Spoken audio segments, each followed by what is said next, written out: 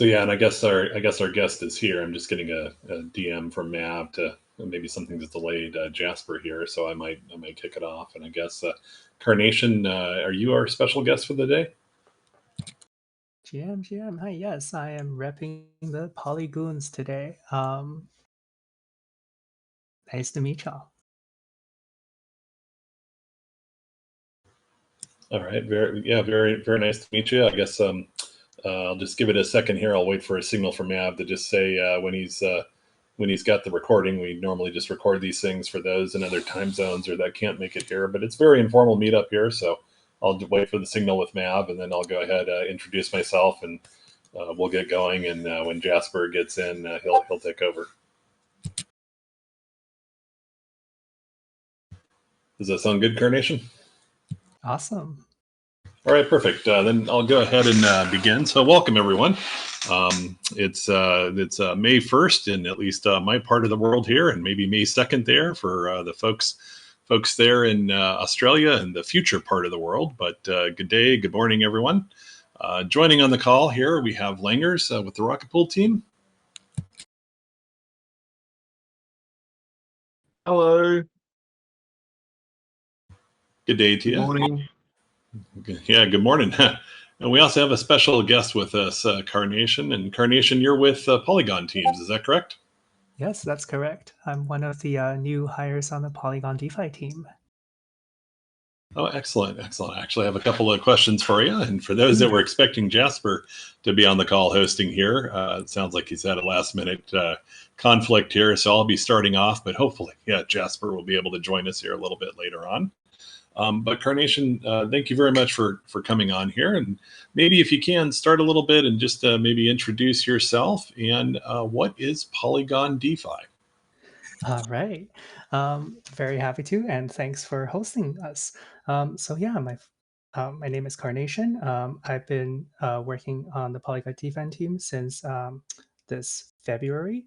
And prior to this, I spent 2 years contributing to half a dozen various DeFi protocols on the non-technical side, and that mostly focuses around biz dev work, but it spans the whole gamut of coming with yield strategies, tokenomics, figuring out which protocols should work together and what exactly are the terms of those deals, and writing governance proposals, all that fun stuff. So now over at Polygon, my role is really to go out there, talk to cool builders doing cool things, and just, yeah, spitball around um, what are the next cool things we can do together, right? And that's broadly speaking, it doesn't have to be just on any of the Polygon chains. Just make sure that cool things happen, and where Polygon can support, we do support. Yeah, and very quickly about Polygon itself. It was founded many years ago. It's considered one of the older projects in the space.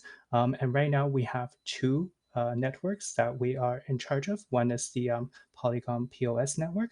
Another one is the Polygon ZK EVM Layer 2. Outside of these, we have what's called the aggregation layer, which is a bunch of different chains that all use the same ZK proving system that we've developed. And these chains are able to understand each other because they can read each other's proofs, right? Because they're reading the same proof systems. I like to describe it as like as if these chains all enabled like an IBC module, so they can all begin to talk to each other. But instead of an IBC module, what they've enabled is this ZK proving library inside their chain's validators to be able to send proofs to each other that the chain is proceeding correctly, and the bridges have not been exploited, things like that. So yeah, we have around half a dozen chains in this aggregation layer family right now, and over the next couple of months, we're hoping to see maybe a dozen more of these chains go live. And I'll pause here if you have any questions. Yeah, I actually have one, and maybe we can explore a little bit more what Polygon DeFi is in a second. But just so I understand, this is Polygon Matic Polygon, right? And That's right. yeah, and I guess I first was introduced to the company there back in the days of Polygon. I don't want to call it an alt layer one because I know Polygon's very much Ethereum aligned, but I'll call it a side chain L1. What is that chain called? Is that Polygon, or is that? Yes, that is the Polygon proof of stake network, or just the POS chain. And you're right, it is a sidechain. It was designed as a Ethereum scaling solution, primarily starting with making the gas super cheap and the blocks a lot faster. The bridge is secured by the entire Polygon POS chain's validators, right? And that comes with certain trust assumptions. Although in the coming month, I want to say before the end of the year, but we'll see how that goes. We're going to equip it with a lot of the R&D stuff that came out of the ZK EVM research side. We're going to put a proving system on it. We're going to upgrade the bridge so that the POS chain becomes a Validium layer 2. It's still going to keep its data posted within the POS chain itself, but it's going to put the ZK proofs to Ethereum mainnet. So it behaves much more like a true L2 in that sense. We will be getting rid of a lot of the trust assumptions currently tied into the chain. Okay, thank you for that. And then I understand. I guess you Polygon is also developing other chains that might be maybe non-Validium layer twos, right? Mm. And I guess one of those is the Polygon ZK EVM. And what wasn't there another one like Hermes? Like which ones would be Yeah. the true layer twos? So you've fully covered the fire hose of information that I had to get to up to speed with. So Polygon did um, incubate and develop and acquire a bunch of various promising scaling solutions. So the current ZK EVM stack is built by the Polygon Zero team, and they're one of a very strong ZK research teams. But in the coming month, we actually have the Hermes team, who is coming up with a better version of the chain. They're going to produce a new validator client essentially, and that should make the chain a whole lot more cheaper, faster, more stable, all that good stuff that we want to see. Um, and besides this, the ZK EVM is actually open source, and we made something called the Chain Development Kit, which allows anyone to come in and fork ZK EVM to do their own ZK rollup. And on this, like there are no like restrictions about how it can be used or any sense of revenue share back to Polygon is simply out there. And several rollup as a service providers have adopted this stack to help people set up their own rollups. So currently, a lot of the Bitcoin layer twos that you might have seen, they're all built on the Polygon CDK stack. Oh, really? Okay, so that kind of CDK stack that's like I guess optimism and arbitrism would call or arbitrum would call them like their ecosystem. So Yeah, it's basically a way people could build other layer twos or layer threes with Polygon. exactly, exactly. How we would think about it is, similar to the Arbitrum Orbit kit or the OP stack. Like anyone can go out with, their choice of these stacks and build a new rollup. I guess for those ones, they will be optimistic rollups using fraud proofs, and ours would be a ZK rollup using validity proofs. But to the end user, it's all the same. It's the EVM chain. You can deploy, Solidity smart contracts to them. Ah, fascinating. Okay. Now maybe tell me a little bit more about Polygon DeFi, because I mean, I always assumed Polygon was just a chain company or like a layer two, layer one company. How is it getting into DeFi, and what's the relationship with Rocket Pool? Yeah. So I think the company size has grown rapidly in a couple of years. I think it was as high as 300 people, but right now I think we're back to 100 something. But point being, there are a lot of people here, so like we do have several developed, like I guess, departments, so to speak. So on the DeFi team, the role really is to speak with DeFi builders out there, right? And this is just anywhere from building relationships with the big blue chip DeFi protocols to helping builders who are maybe starting for their first time or second round, and helping them take their idea from I guess from the drawing board all the way to getting that deployed and getting traction on the chain. So just supporting DeFi protocols broadly speaking. I guess the other people so I consider my role like a biz dev still, but we do have a dedicated biz dev department that handles more traditional like enterprise type of BD, right? Like making connections with traffic companies or even institutions who may want to start putting some of their assets on chain, ledgers on chain, things like that. Okay, and I guess there's I see here in the show notes that there's a DeFi protocol called Gyroscope that's got a concentrated pool. What's the relationship between Gyroscope and Polygon DeFi? Is that just the protocol building on Hmm. Polygon? Yeah, so we've been working with the Gyroscope team for a long time, and I don't believe they're here, but yeah, a very quick intro on what they do, right? They have, I think, two main products that sort of work together.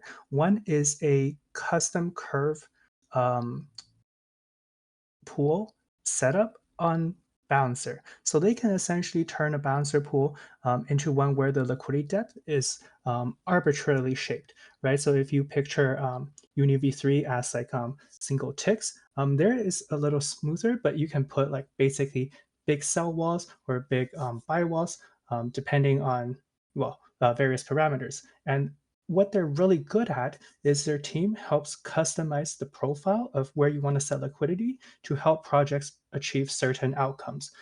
And the best examples are around pegged assets, right? Whether that's stable coins or liquid staked ETH or liquid restaked ETH, by customizing where the uh, liquidity should be placed, like as buy walls or sell walls, they can accommodate the most frequent type of um, user patterns on a particular chain, right? If they expect people to be using this token heavily for, let's say, collateral on the lending platform, and they're worried about, liquidations pushing it off peg, then they will shape the liquidity such that there is ample size to accommodate a certain amount of liquidations, things like that.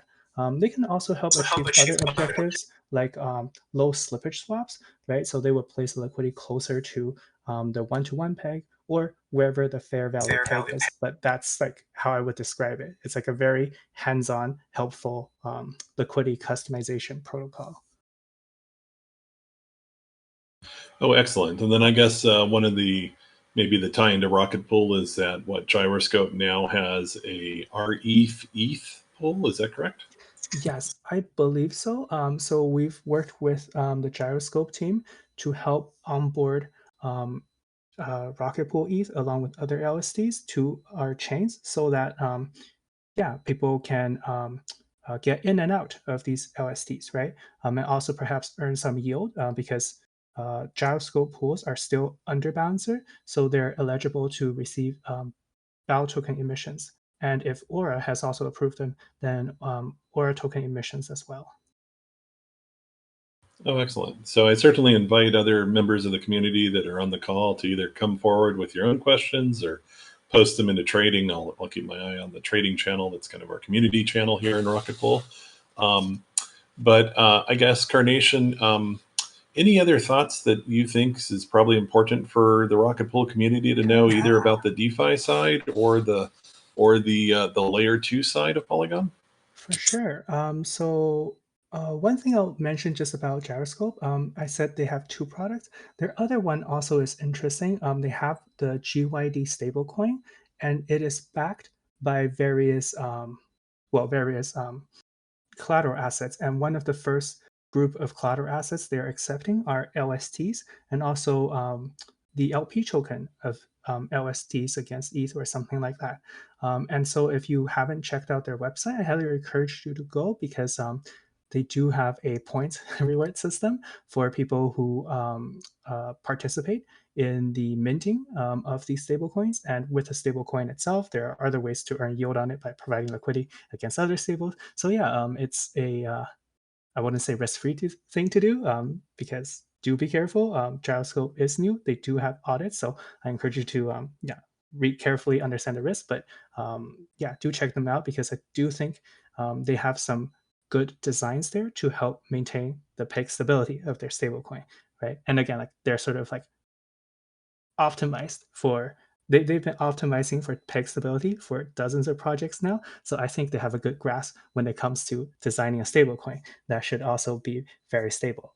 So that's one thought. The other one, which is sort of more of a pitch actually. So something we're thinking about right now is getting more teams to play around with, the idea of what happens if they designed a chain around their own community, right? And the pitch here, it's not fully fleshed out, but I just like to pose it, right? Like, what if we built a rocket pool chain? What would that look like? And a few things I think could be interesting, or features we can build into this chain is like Polygon CDK stack has what we call stake the bridge, which is taking a bridged asset. Um, the asset is still locked on Ethereum mainnet, right? That's where the collateral is held. And we can do things with it. If we're trying to bridge ETH into this chain, we can take the ETH and stake it into an LST, right? So that the whole chain earns whatever yield the LST is earning. So um, and with that yield, we could do interesting things. We can be like Blast, where we reward users using certain apps. We might do it like Berachain, where instead of giving the yield to the users, we emit a different token to the users. But I think something really interesting here and positioning as a public good might look like creating a rollup where when people bridge ETH, the ETH is staked as Rocket Pool ETH. We take the yield from that and we actually subsidize the cost of the rollup itself, right? So the rollup has costs related to perhaps like a rollup as a service provider who costs maybe order of $3,000 to $5,000 per month to operate the chain, or it can be a community operated chain, right? With the solo stakers, we could probably find a way to make these the validators of the rollup. And yeah, with the yield of the chain, sorry, we can maybe like subsidize the gas cost of users on this chain. Like if we have enough TVL, it is possible that we can fully cover the operation cost of the chain, right? And we can make the chain actually like negative cost to use. There are going to be issues with that because if you drop the cost of transactions to zero, people are incentivized to spam the chain. But there are other rate limiting and anti-Sybil measures that could be put in. But essentially, like we can get to a really cool state where Rocket Pool aligned users have their own dedicated block space, and it will be essentially free to use. Yeah, so I'm rambling a little bit, but I'll pause here to see if anyone has any thoughts or feedback on something like that. Yeah, it's interesting. I hadn't thought of the the kind of proliferation of various layer twos and having customized layer twos. I mean, it certainly had heard about that from kind of Coinbase, and perhaps they could even subsidize the transactions on their base product, their base chain. But I guess one question I had here, and I see Jasper's joined us as well too, so I'll transition over to him in just a second here. But the one question I did have is with the kind of the growth of Polygon's layer twos, and I guess all of the layer twos that are starting to mature to move and advance in their stages. That they're going to need kind of decentralized sequencers. They're going to need provers. Has there been any thought on Polygon about how that looks like, and if node operators like Ethereum node operators, such as the Rocket Pool node operators, would they play a role in either being a decentralized sequencer or prover? Yeah. So with the current setup of the ZK EVM as an example, our main focus is still pushing on the ZK proof generation piece, right? This is the critical piece that we need for um, to equip a chain with so that they can read each other's proofs and interrupt with each other safely. Um, Everything else about the chain can be swapped out. So with the current CDK setup, we already made it available so that the DA layer can be swapped out for your choice of DA, right? It can be Ethereum L1, a different L2. It can settle to Celestia, a Veil, and probably in the future even more Alt L1 DA layers.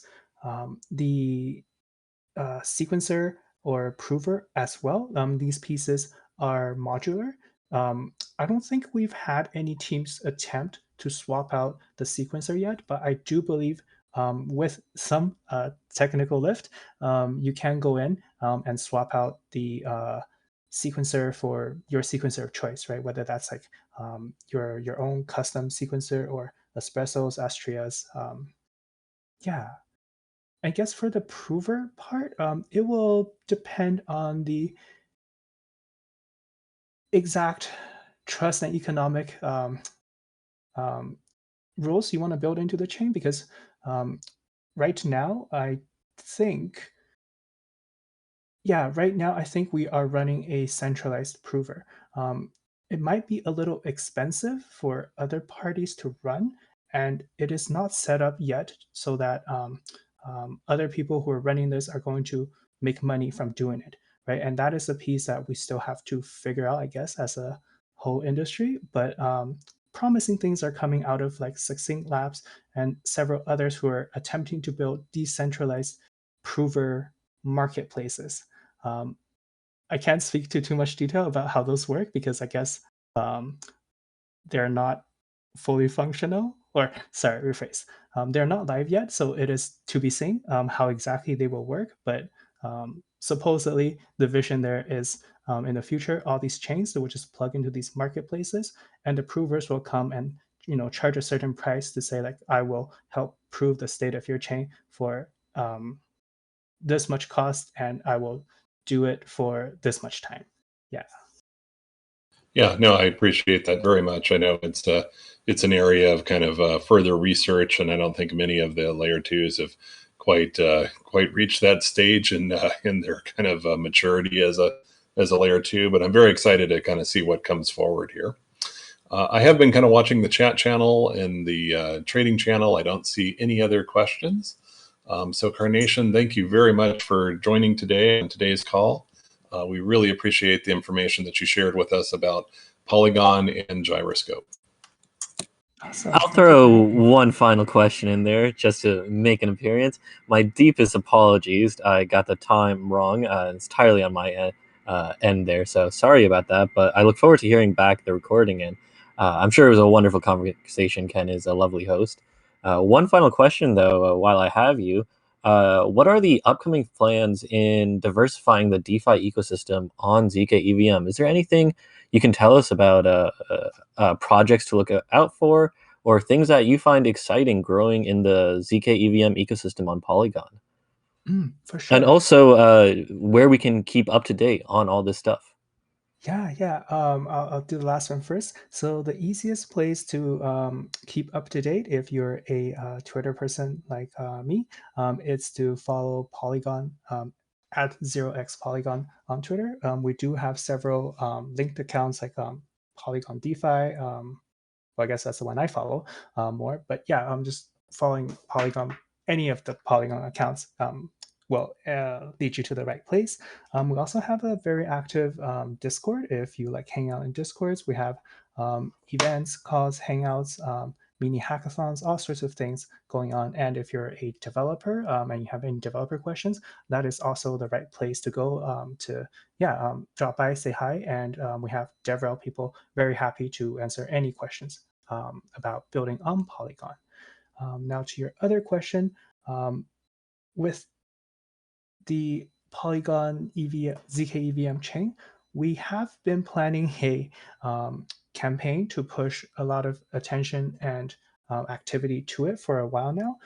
That is going to be going live, I hope sometime this month, because something we're waiting for again is this client upgrade from Polygon 0 to Hermes.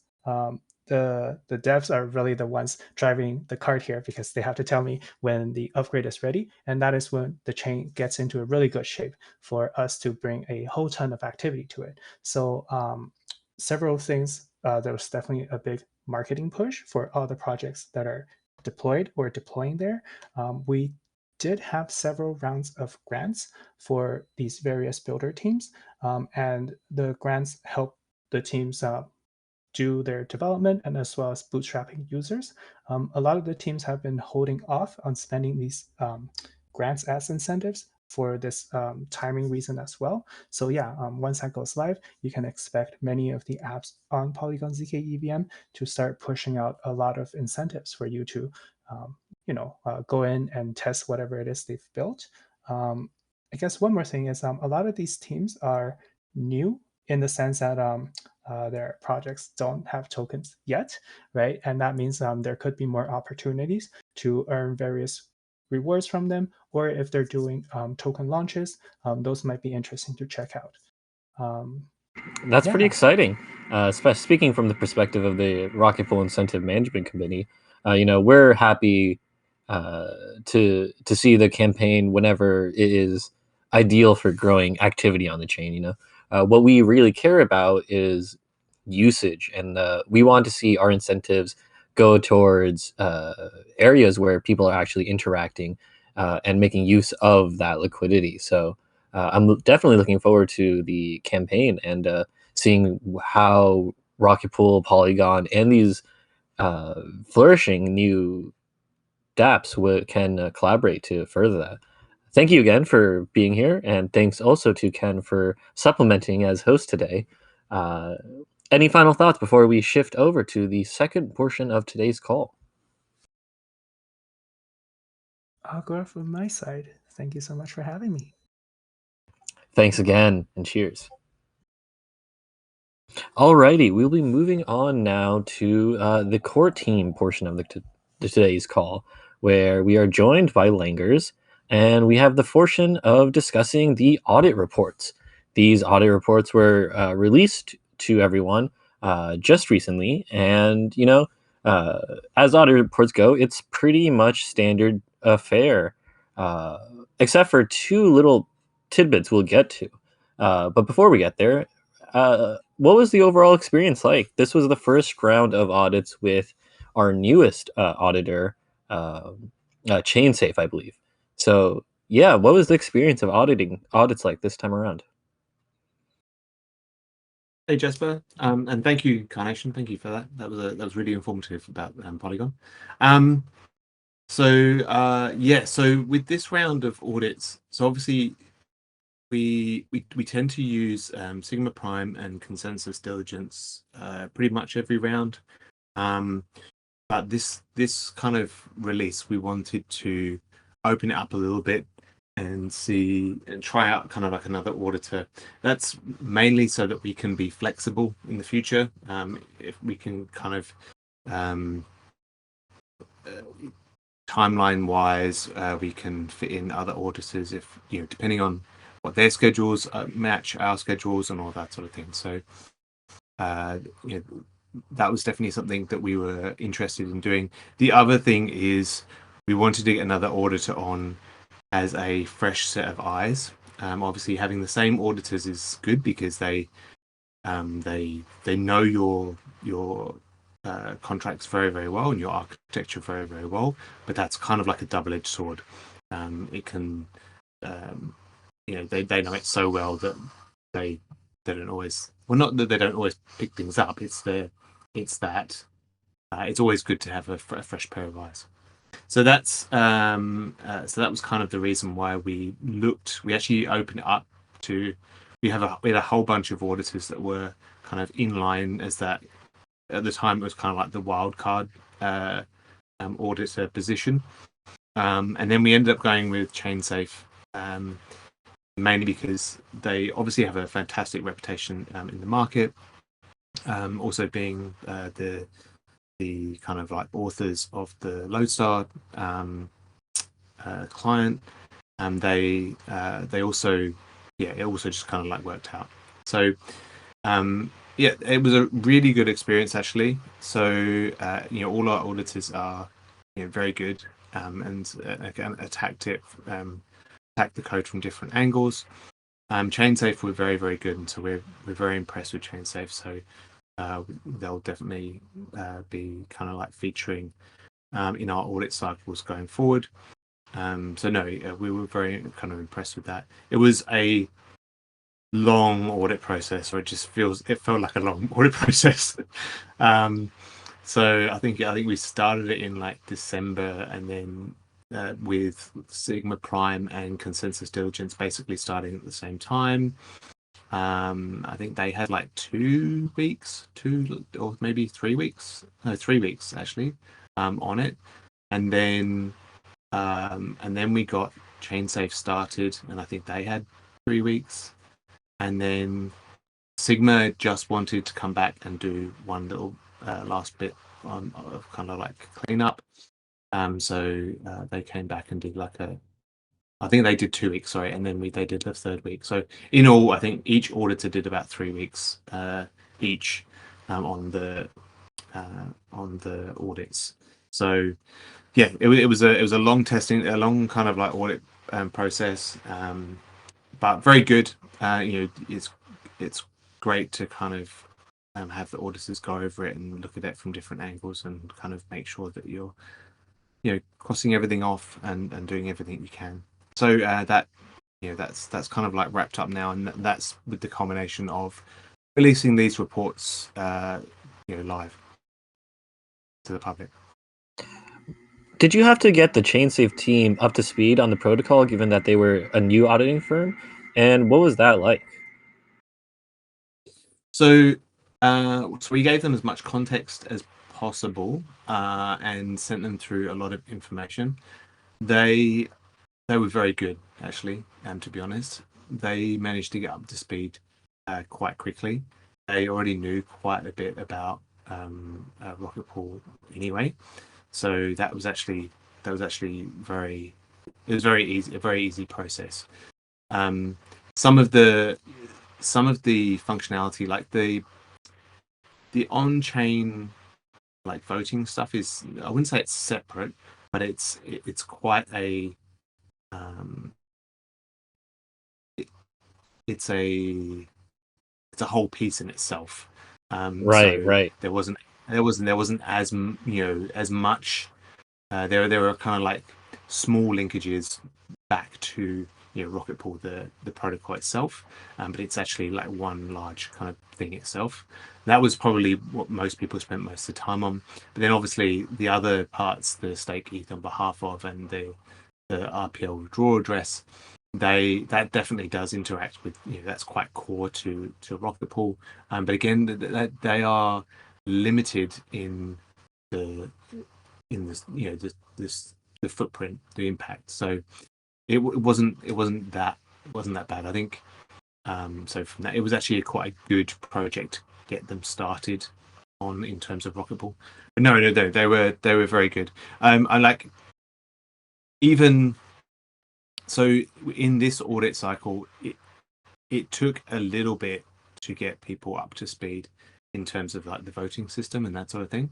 But that was across all auditors. And we once they kind of like started asking the questions and going down the rabbit hole, we managed to kind of like get across how it all worked and that sort of thing. So that was actually that was fine in the end as well.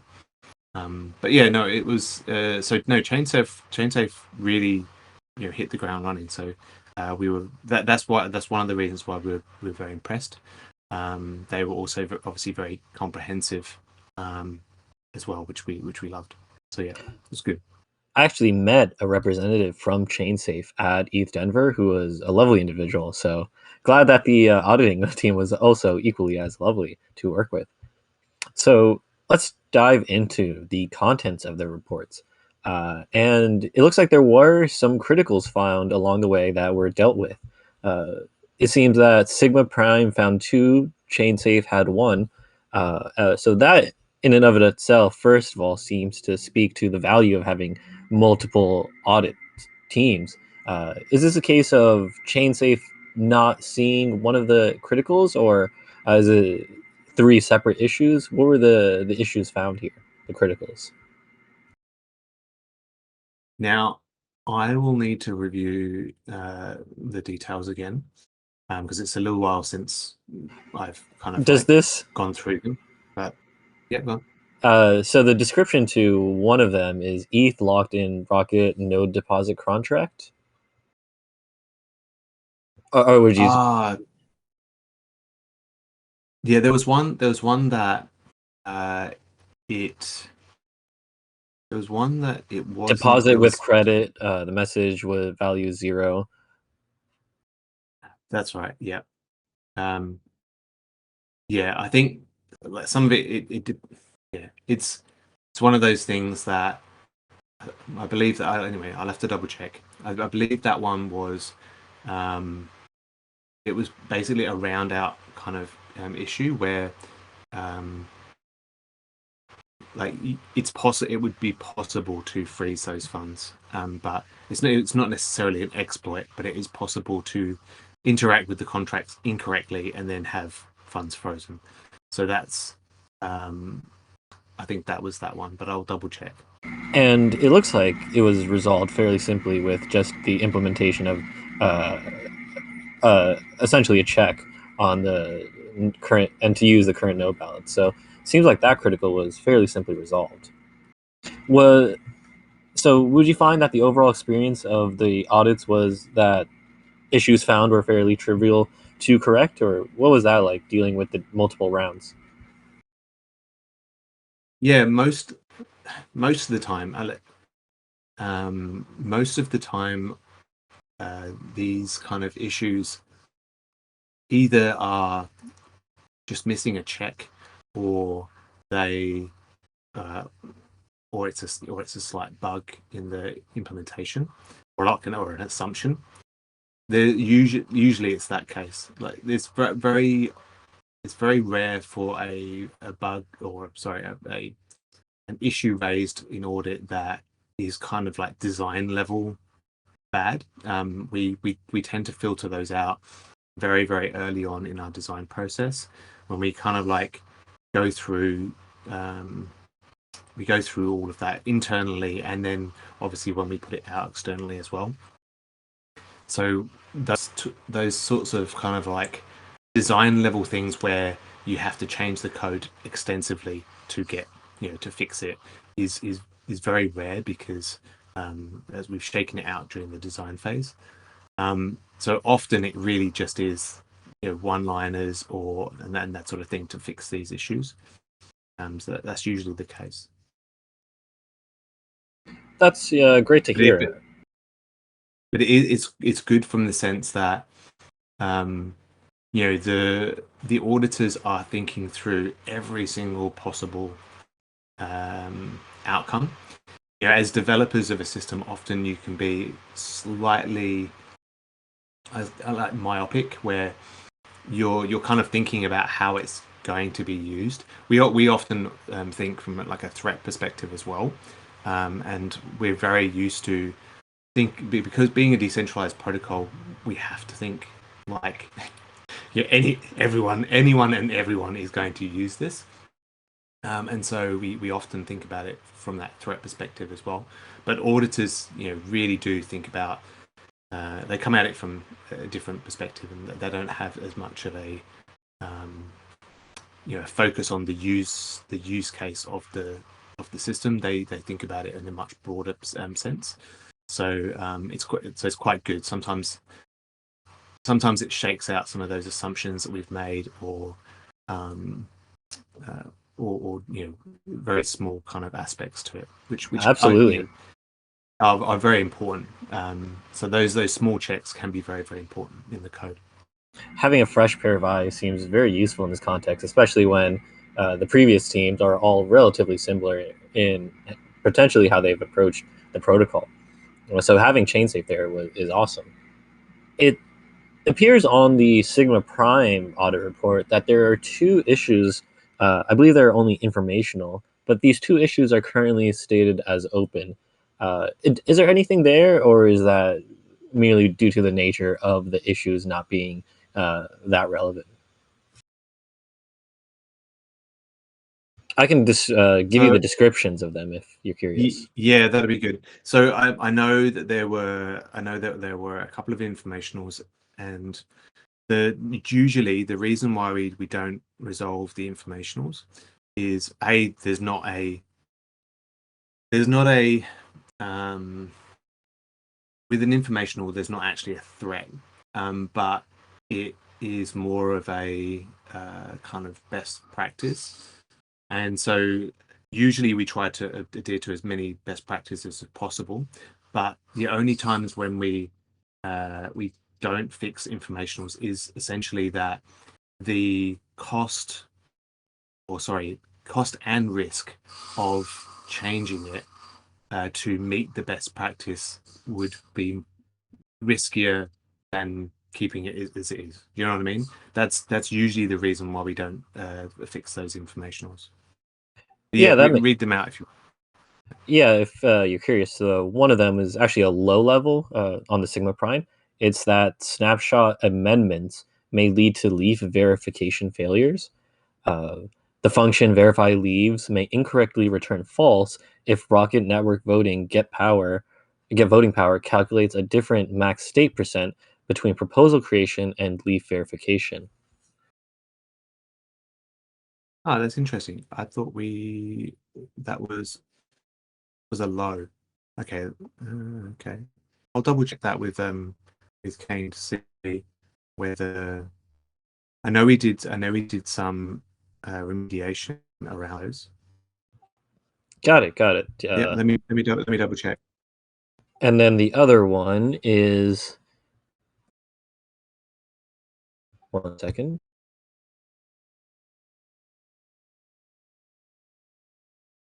Inadequate Merkle height verification. This one is an informational only. There is no explicit tree height verification for the requested index during verification of Merkle proofs. Yeah, again, I'm pretty sure we did some work around that. So let me double check with Kane to check those things. It may be that we just needed to go back to Sigma and get them to adjust the resistance, but I'll double check with him around that, or those two. Yeah, that would be helpful. There were people earlier in the community who were definitely curious about why those two had that open status. So, yeah. No, definitely. Thanks for pointing that out. I'll have a look. Well, it seems like overall it was a pretty straightforward audit process. Any major takeaways compared to the previous one?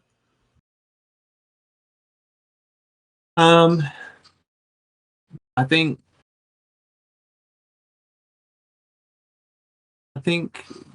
really keeping so I think this audit process and Houston in general has been quite intense. Namely because like it was actually supposed to be kind of like a small release, and it really it kind of is, but the like the voting system is not trivial. So it wasn't as trivial as we kind of like thought it was going to be. So it was probably a bit more complex than we kind of wanted it to be. So I think that from that perspective, the going forward, it is to try and keep things as simple as possible. It's that constant balance, there's constant effort of keeping things simple. So that would be the only thing going forward, is that we focus on keeping these things as simple as possible. Yeah, especially as you increase the technical complexity at one layer, you end up building tech debt into the future. Even the nature of the current mini pool system is in a way tech debt as we move into the mega pools world. Speaking of mega pools, any update on the prototype design or current standing of mega pools with the reduction the current iteration of that mega pools? Also, have you heard the recent rumblings about the idea that they might be reducing the slash amount along with the mega pools EIP?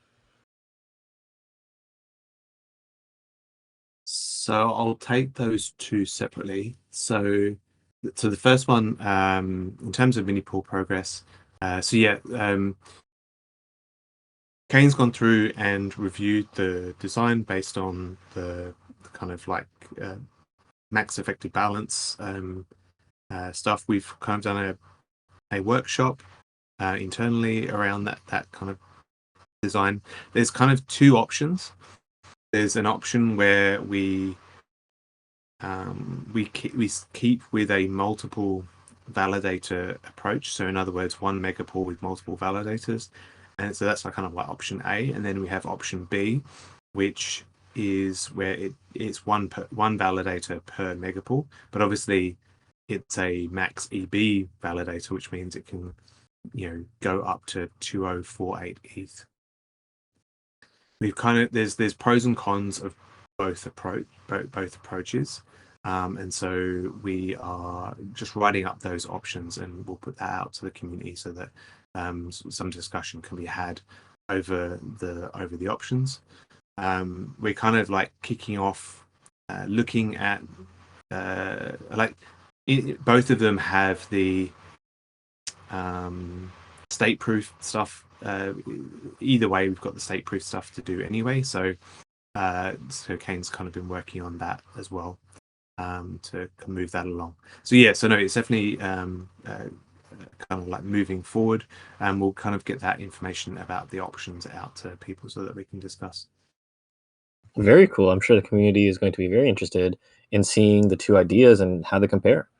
But and then the other thing you asked about was reducing the slashing balance. Yeah, so it was like a recent addition to the GitHub repo for the EIP for megapools, or MEB rather, in which they are considering lowering the impact of the initial slashing, I think, by a factor of 128x.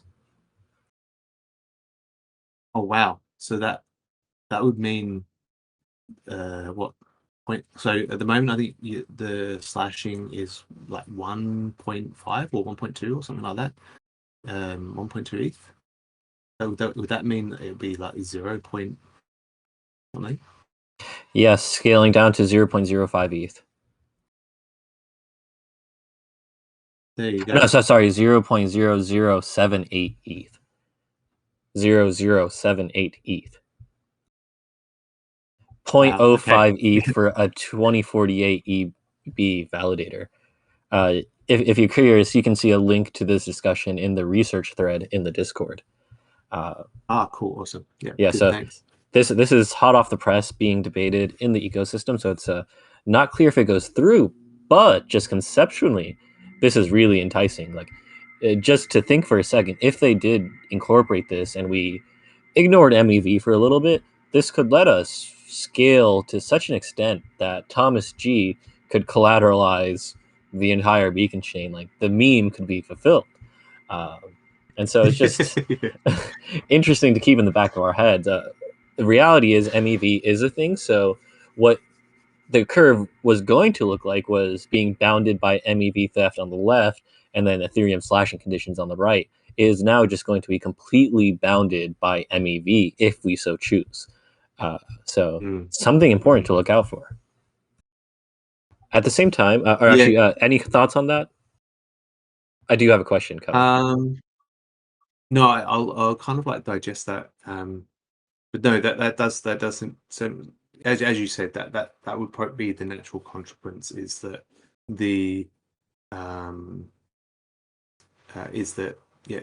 from a scaling perspective, that becomes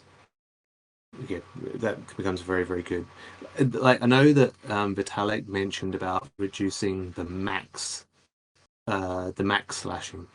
So this is what you're talking about. There is actually the normal slashing, the min, right? A correlated slashing. Exactly. Right. Gotcha. Which kind of makes sense, right? Because if we think about the slashing, like when we really want the slashing to take effect is in those correlated conditions. Like the traditional slashing isn't so much of an impediment if we look at validators like actions. Like no one wants to get slashed as is. And does it really matter how much that baseline slash is? It's always going to be a relatively equal deterrent. Anyway, moving on from that tangent, a question coming back to the topic of the audits coming from Ken. In the ChainSafe audit, there were some findings that had their suggestions rejected. Is there any response that the team can provide as to why these suggestions were rejected? I can try to give you a bit more context directly from the audit. I'm just looking which ones were rejected.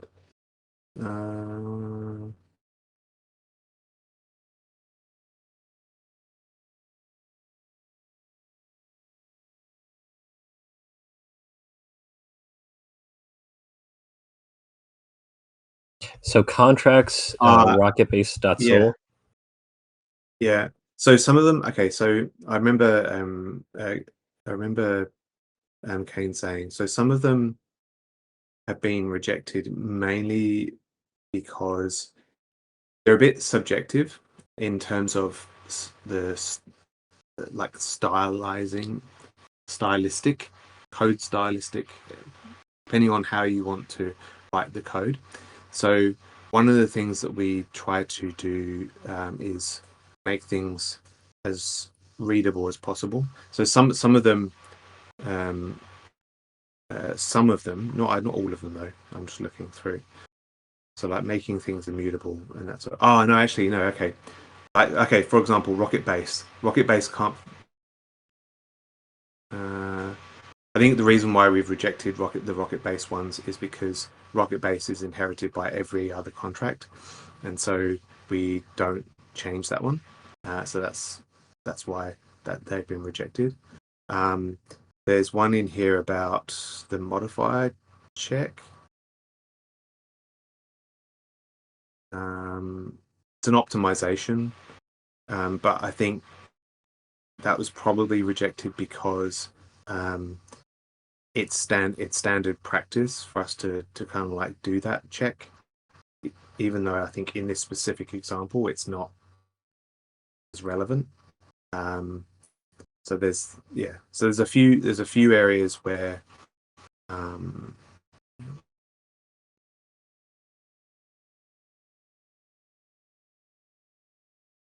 Got it. So generally, either formatting or historically sort of canonic contracts, generally very low level issues that are somewhat subjective.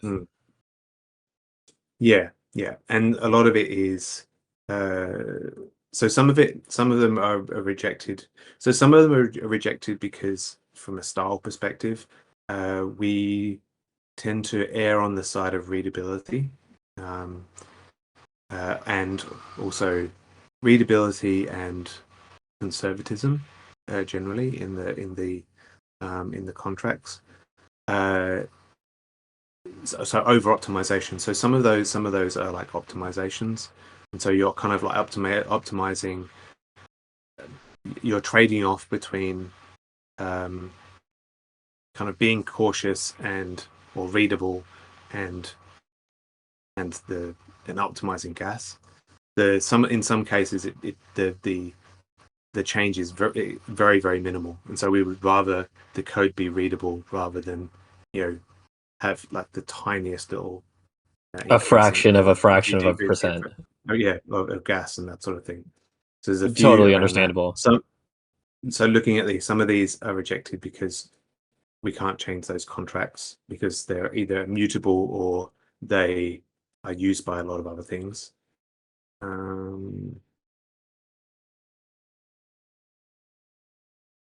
Yeah. So each one is slightly different. Got it. So one more tangential question: is there any update you can give us on the status of the legal review on the tokenomics? Yeah. So the legal team that we were trying to get in contact with was actually Consensus's legal team, right? And we found it very difficult to lock them down to a date. And unsurprisingly, then we found out why. So we have another contact. So we're making sure that we can still, because they obviously would be the best people to speak to in terms of it. But we are mindful that they've got their hands full. So we're going to try this other contact to see if we can get lock them in for a chat. There's another few avenues that we can look at as well. So obviously we have some quite good relationships with Coinbase and Coinbase Ventures. So we're going to see whether there's like an angle there to get a legal team via that way, or the contact detail of the legal team that way. Yeah, but I apologize for it not, unfortunately this is quite slow. So we are trying to kind of like lock down. We want to obviously speak to the best people that we can do, and so that unfortunately means that we're kind of like at their timeline. Yeah. So, but as I said, yeah. Gary Gensler hasn't been too kind with the legal teams in the crypto ecosystem, so very understandable. It might take a little while here. And it's like all the best legal teams are are going through their own court cases. Yeah. Well, we are working to get that sorted. Yeah, where there is money, there will be lawyers eventually. I'm sure there are going to be teams out there that can give us some level of advice. I'm curious also, are you looking into Australian law, international law, American law, or all law firms? Like, what is the approach here? I would say that we are in terms of firm, we're probably looking at US firms mainly because they have the most experience in this. With the only ecosystem that actually sues people. Yeah. Or kind of like you're in the most aggressive jurisdiction. Yeah. You're gonna be quite well versed. So I think we're mainly looking at US firms. Our local Aussie firm, for example, would just point us at a US firm anyway, or like a global firm anyway. So so I think we're mainly looking at speaking to kind of like high level firms that happen to be probably US based. Got it. Great update there. We have a question coming in from Ken. Are we still on track for the Houston launch sequence? E.g., the timeline on voting for Haleski? Yes, I believe so. So it does depend on how like testing on the testnet goes. I think Kane is going to. I don't know. Actually, I haven't checked the team chat whether he's done it or not. But he was going to enable voting like this morning, and so we will. So I've been keeping an eye on. I've been trying to follow the same sort of thing as we would do in mainnet. So I've been monitoring how much of the vote power has been kind of like initialized on the testnet. I think 15% of the vote power has been initialized. On mainnet, we would wait until more than that is initialized. But I think we need to get into testing the voting system. So we're going to turn it on this morning, so that we can start raising votes. One of the first votes that we'll put through is adding a proposal to add the team onto the Security Council, because at the moment the Security Council doesn't have anybody on it. So we raise a proposal to include the team on the Security Council, and then we can start testing out whatever things you guys want to test out. I know that we definitely want to test and get people used to the way that the reoccurring payments works. We want to probably do like a changing of one or two of the settings. Adding people to the Security Council, we should do. So there's a whole bunch of votes that we can kind of raise. In fact, I might list them out in the testing threads. We can kind of like prioritize them and tick them off. But yeah, and I think it takes about we've shortened the periods. So it takes about 1 day to do from raising a proposal to going through the delay to going through each of the voting periods. So the only issue with the testing of the voting system is it's kind of like it would be on mainnet. It's a bit of a coordination sort of thing. You have to kind of coordinate people to vote on the proposals. As always, as we found during testing, it'll just slip into quorum not met, and it's a waste of time. So you need to kind of like coordinate people to kind of like vote. So we'll do that over the next few days, so that we can get through those votes and test those features. So like test the Security Council features, test the recurring payments, test treasury spends. There's a whole heap of ones that we can get through. Yeah, there's been some chatter in the IMC Discord getting some of the testing underway, already from our end. So I'm looking forward to that list being out there so that the community can really tackle it. I'm sure WAC will give it a shout out on the refuel, and then we can also see the planning for the things that need to be more coordinated. We have a question coming in from chat. When will the vote to enable Chris Black's position on the Security Council be raised? We're all looking forward to his instatement. I'm just kidding. WAC is asking, what is the status for the mainnet Security Council and recruiting members for that? So I think, that is a good question. I mean, from a team perspective, one of the things that we have looked at, or the only things we've looked at the moment, is kind of raising the proposal to include us on the Security Council. I think that's a natural fit, but we wanted to have it as that like staged approach. So we considered as part of the upgrade just adding ourselves to the Security Council, but we didn't feel that was we felt it better to go through the PDAL voting process to make it kind of like official. That's basically all we've kind of got to at this point, mainly to make it okay. So for two reasons. The first reason is that adding us to the Security Council means that we basically have the same. Actually, we have the same powers as we do today, in the sense that we can pause things if things go kind of like wrong. The second thing is adding us to the Security Council and setting up the Security Council means that we can eventually we can turn off the PDAL Guardian. I should say, turn off like PDAL Bootstrap, so that the PDAL will eventually be, they'll be in charge. That's all we've kind of like got to at this point in time.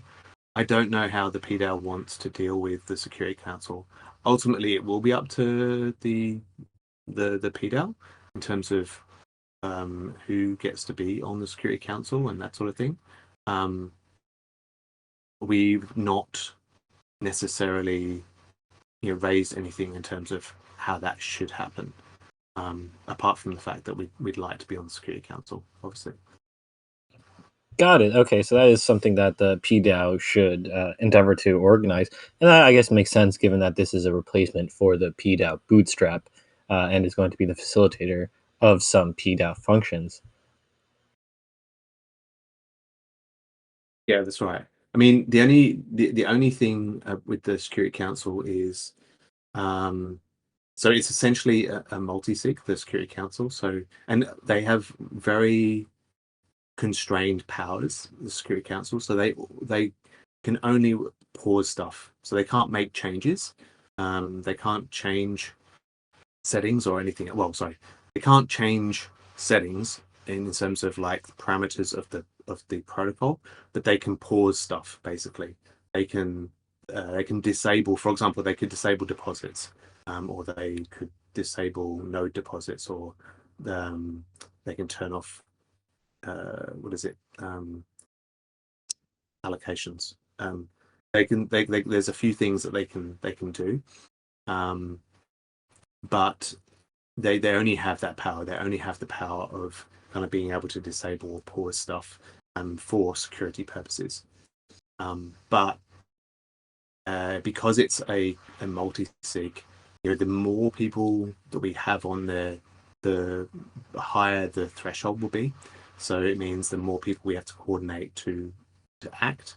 And I think it should be more than the team being on there. But I'm just conscious that there is a not a limit, but there is definitely like a diminishing returns. Yes, if you have too many people on there, you're going to have this, because actually we can adjust the quorum as well, so we can have quite a few people on there and then adjust the quorum. So there are things we can do around that. Yeah, I mean, it's not necessarily. Actually, that's a good point. We can adjust the quorum. I forgot about that. So it does mean that you can have a few more people on there if we wanted to. But that also carries its own set of risks, like the quality of if you have 100 people and it takes 2 people. I mean, the propensity for having false positives goes up, in theory. It does, yeah. I mean, it does. The issue is probably short-lived because ultimately the PDAL have control over who should be on the Security Council anyway. So anybody who is either compromised or not doing the job correctly can be kicked off. But obviously it takes a PDAL vote and all that sort of stuff. So it's a slow process to kind of kick people off. But yeah, you don't. I still think you don't need heaps of people on the Security Council. Alrighty, final question coming now. Have you guys given any more thought to scoping for the initial Pectra/Saturn release? Last we chatted, there was like a fairly wide set of goals for inclusion. Has that become any more refined, or is it still, a work in progress? So that is work in progress. What we're mainly concentrating on at the moment is megapools, because we know for sure that's going in. Some of it relies on kind of like the governance process. Obviously, some of it relies on this legal review as well. So there's kind of like different moving parts. One way to look at it is from a product vision perspective, having a coherent sort of vision for what we want to release. I think Valdorf has put forward like some different scopings that we could have, and what we would get out of it, what benefits we would get out of it. So I think that provides like a good framework on which to or kind of options on which to have a look at. Ultimately, we're not going to lock that down yet until some of the governance stuff is kind of out the way, and the legal review. I'm hoping it's not going to take too long, but I'm also aware that like legal stuff, in my experience, takes a while. So yeah, we're trying to kind of like balance that between being able to move forward, but also kind of have all those checks in place to make sure that we're going in the right direction. Alrighty, well, thank you for that summation there. That brings us to the end of today's community call. Thank you again for Carnation and the Polygon team for being here for the first half of the call, hosted largely by Ken, who stepped in for me. Thank you. they discussed a whole variety of things, including decentralized validation and apparently even the possibility of a rocket pool-centric chain in the future built on ZK EVM. And I hope you didn't miss the breadcrumbs near the end of that portion, in which Carnation hinted that there's a number of protocols that are new on Polygon ZKM that do not have tokens yet. So if you're looking to do some airdrop farming, maybe check out the ZK EVM ecosystem. There is some substantial liquidity there, thanks to the Gyroscope Polygon Rocket Pool partnership going on. So you can get rETH with fairly low slippage on ZK EVM. We then shifted over to the second half of the call, where Langers gave us a nice rundown over the audit report, the whole process of this auditing cycle, featuring the new auditors of ChainSafe, before we then dove into a variety of other bookkeeping topics, such as the status of the legal review and the nature of the upcoming release. Thank you all for listening. Make sure you check out Whack Whack Attacks Rocket Fuel, and hope to catch you on the next one. Thank you, everybody. Thanks, Jasper. Great to speak to you. Cheers, everyone.